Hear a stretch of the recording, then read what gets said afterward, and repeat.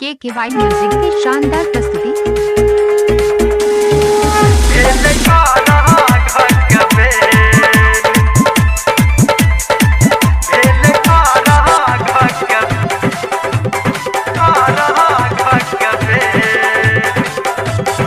Music by DJ Guddu राज, माँ Gayatri recording studio.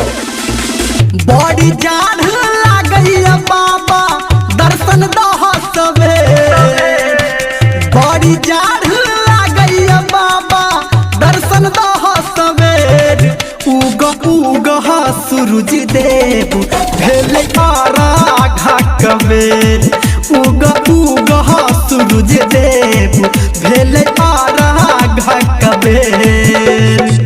बड़ी जान लागैया बाबा दर्शन दह सबेर, उग उग सूरज देव भेले आराघा कबेर, उग उग सूरज देव भेले आराघा कबेर।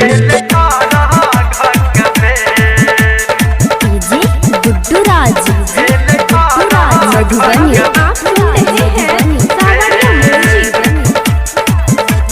हाँ हाँ दुई दिन से केने छी हम तोहर बरतिया, तब किया करै छ तू हमर दूर गतिया, हमर दूर गतिया।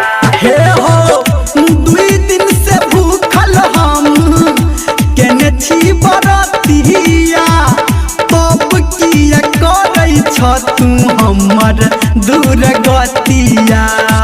हाथ जोड़ी कहै छियौ हम करन आबू तू देर, हाथ जोड़ी कहै छियौ हम करन आबू तू देर।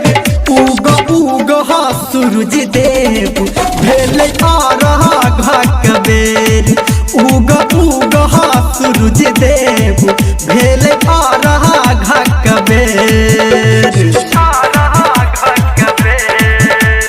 डीजे गुड्डू राज, मधुबनी।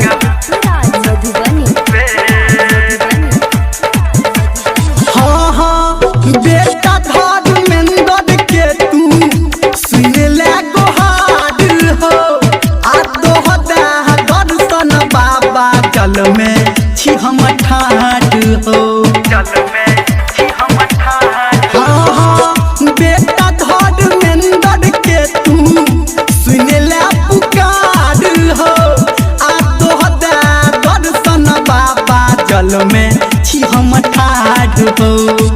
डीजे संजय गौतम कहै छ भ गेल हो अबेर, डीजे बबलू गुड्डू कहै छ भ गेल हो अबेर। उग उग सूरज देव भेले आराघा कबेर, उग उग सूरज देव भेले आराघा कबेर।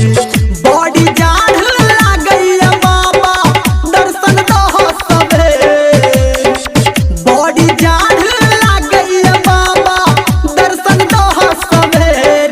उग उग सूरज देव भेले आराघा